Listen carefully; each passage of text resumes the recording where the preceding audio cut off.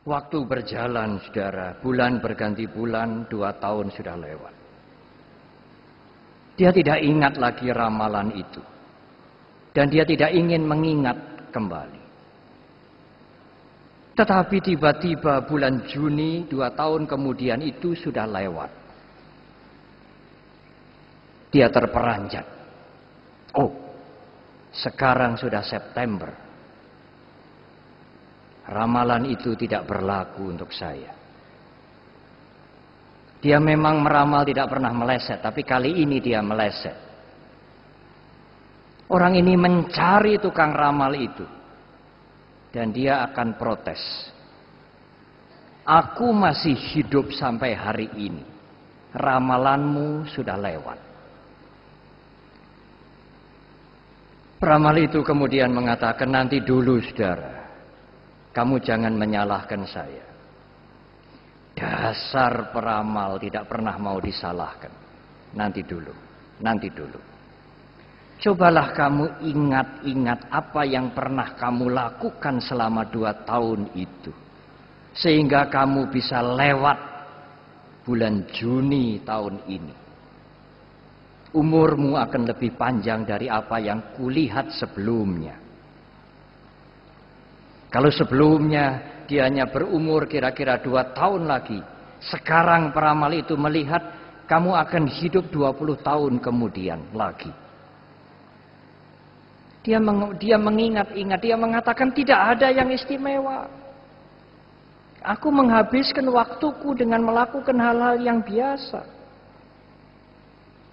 Tidak mungkin. Ada sesuatu yang istimewa. Kalau tidak ada sesuatu yang istimewa, hidupmu sudah habis.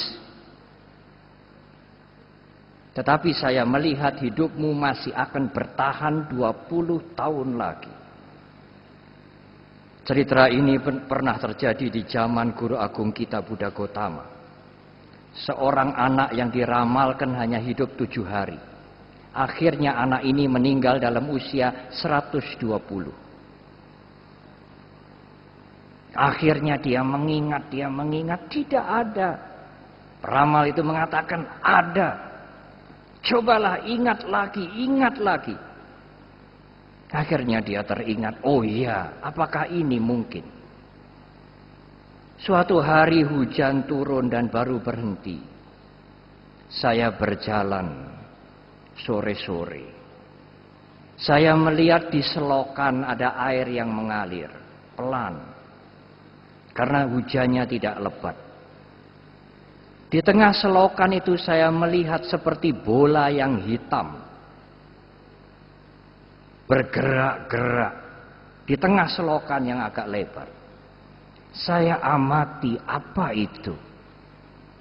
Setelah saya dekat saya melihat, oh itu gerombolan semut-semut. Dia bertahan supaya tidak hanyut pada air selokan itu. Sehingga dia menggerombol menjadi seperti bola yang hitam. Ribuan jutaan semut-semut. Saya mengambil dahan. Saya letakkan dahan itu di dekat semut. Dan ujung yang satu ke tepi selokan. Oh, semut itu lari menyelamatkan diri lewat dahan yang saya letakkan itu. Ribuan jutaan semut-semut selamat. Peramal itu mengatakan, itulah saudara, itulah kebajikan yang kamu lakukan. Kamu selamat dari bahaya yang bisa mengancam hidupmu. Kamu akan hidup 20 tahun lagi. Ibu, bapak dan saudara. Ada orang yang mendengar uraian saya ini kemudian mengatakan, apakah semut bisa menyambung nyawa, Bante? Ibu, bapak dan saudara. Yang menyambung nyawa bukan semut. Tetapi yang menyambung nyawa adalah kepedulian saudara pada kehidupan. Meskipun kehidupan itu kecil dan lemah. Kalau saudara peduli kepada kehidupan yang lain meskipun kecil dan lemah, itulah kebajikan. Itulah cinta kasih. Dari cinta kasih akan lahirlah etika, pengendalian diri. Tidak ingin merugikan, tidak ingin menghancurkan kehidupan yang lain. Itulah kebajikan yang sangat besar, yang memperpanjang umur orang itu 20 tahun. Jangan meremehkan kehidupan, meskipun kecil dan lemah. Menghargai kehidupan adalah kebajikan. Para ibu, bapak, dan saudara, sebelum saya membuat kesimpulan akhir, saya ingin memberikan cerita satu lagi. Perhatikan. Ada dua orang bersahabat yang dilahirkan hampir bersamaan.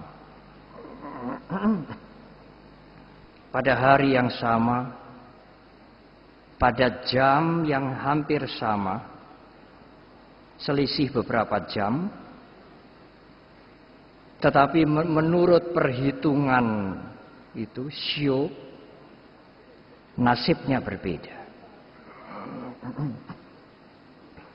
Seorang peramal mengatakan, kita berikan saja nama A dan B.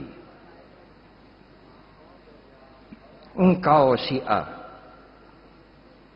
hidupmu tidak kekurangan. Kamu bisa menjadi orang kaya. Dan nanti kamu akan mati di atas tumpukan harta-harta.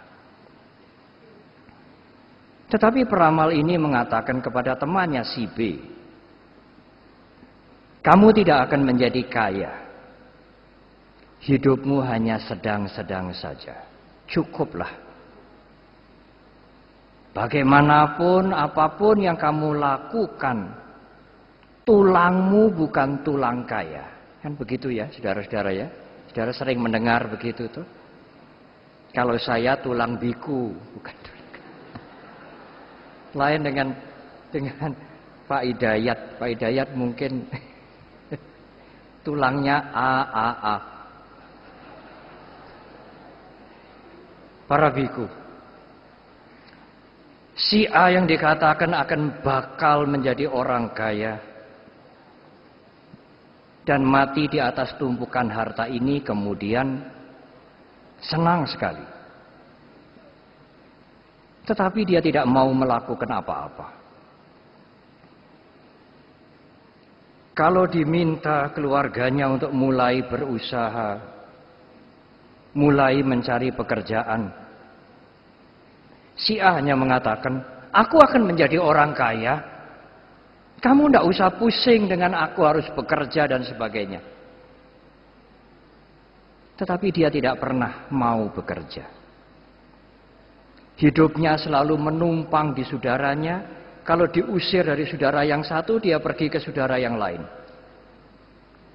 Kalau dicarikan pekerjaan, disuruh bekerja, dia mengatakan, tidak usah pusing. Aku pasti menjadi orang kaya nanti. Semua hutangku saya bayar. Sampai keluarganya jenuh. Tidak ada lagi keluarganya yang mau menampung dia. Dia menjadi terlunta-lunta. Dia hidup dengan mengemis. Dia tidur di tempat-tempat ibadah sampai di emper-emper, di serambi-serambi toko. Orang ingin menolong dia, memberikan pekerjaan dia. Dia mengatakan, aku akan menjadi orang kaya. Kamu jangan merendahkan aku sekarang. Aku nanti akan mati di atas tumpukan harta-harta. Ibu, bapak, dan saudara. Orang ini terus mempunyai obsesi yang seperti itu. Sebetulnya apa yang dibaca, apa yang disampaikan oleh peramal itu, dia hanya melihat sebab yang lampau. Peramal tidak bisa meramalkan apa yang akan saudara lakukan kemudian, karena belum saudara lakukan. Sedangkan yang saudara lakukan kemudian itu amat penting. Bisa memperbaiki, bisa menghancurkan apa yang sudah saudara lakukan yang lampau.